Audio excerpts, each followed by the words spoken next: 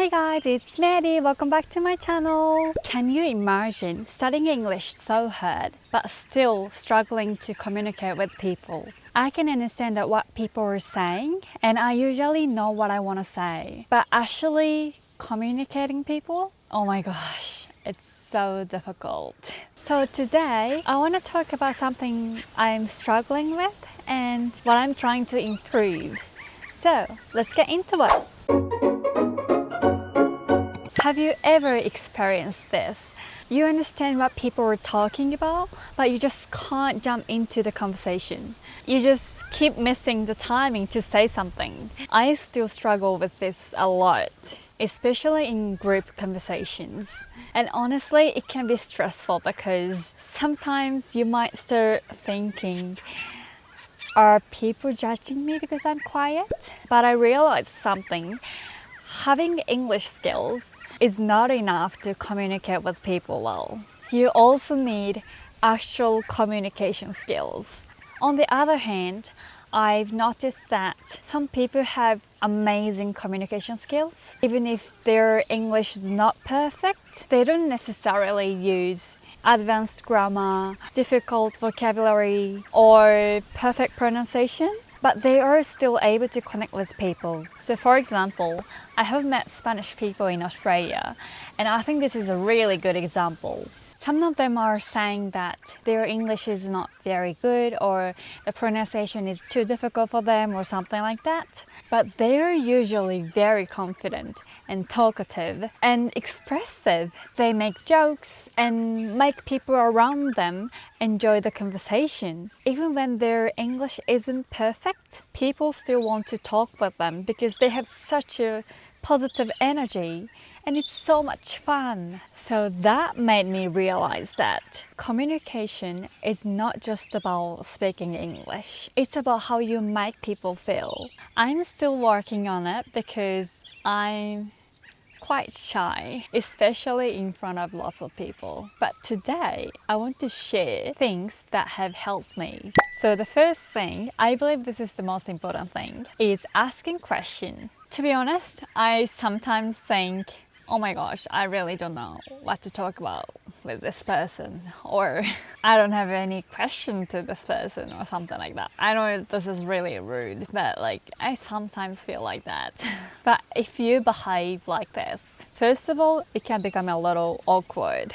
And honestly, I hate silence with people who I don't know well. So now I try to ask questions and extend the conversation. They don't have to be deep questions. Simple questions are totally fine. One thing I used to struggle with answering, how are you? I hated this question because I feel like I can't just say good.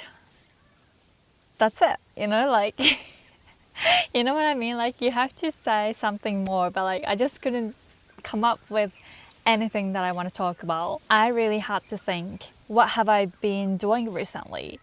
But honestly, I just work, eat and sleep. That's it, you know, nothing special. I can't really say something that is interesting for other people, you know what I mean? So I really hated this question. So I found a little trick. I started asking this question first. So when I ask Australian people, how have you been doing or something like that, they usually start talking about their life naturally. It's so natural. Then I don't have to feel so much pressure to come up with an interesting story. But the important thing is, you can't just listen and say, oh, that's cool. Or okay, or something like that. You need to actually join the conversation. Let me show you my examples. Oh, that sounds fun. How did you do that? How was it? Or something like that. These small reactions help continue the conversation. So besides asking the question, another important thing is reaction. Communicating is not only about the words. Your facial expressions, eye contact and body language are also a big part of communication. Showing that you are interested in and listening makes a big difference. And if you don't know how to react what people are saying, you can try paraphrasing. For example, if someone says, I went shopping on the weekend and I bought lots of clothes, you can say, oh, you bought lots of clothes. And then while you were saying that, you can think about the next question. Which shop did you go? Were they on sale? What kind of clothes did you buy? Or something like that. That helps you continue the conversation naturally. When it comes to group conversation, it's the same. You don't always need to say something amazing. You can always ask questions or react to what people are saying.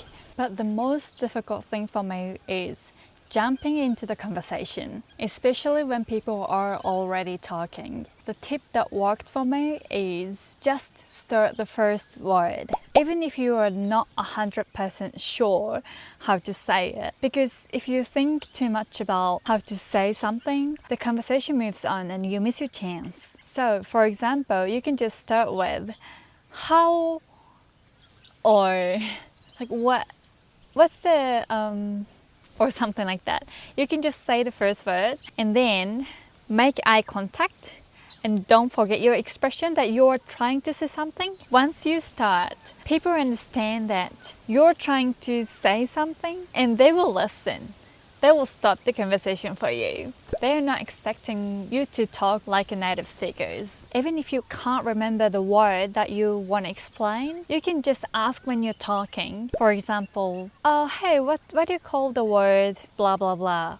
Or, oh, I can't remember the word, that it's something that you use it when you do blah, blah, blah, or something like that. So you don't actually need a perfect English to join the conversation. I've been living in Australia for more than 2 years, and I still face awkward moments.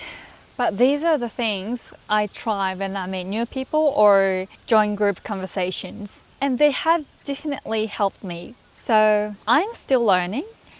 I have a lot to improve, but I realized that communicating is not about speaking perfect English. It's about connecting with people. But if you have any other communication tips, please share with me in the comments. Alright, thank you so much for watching and see you next time.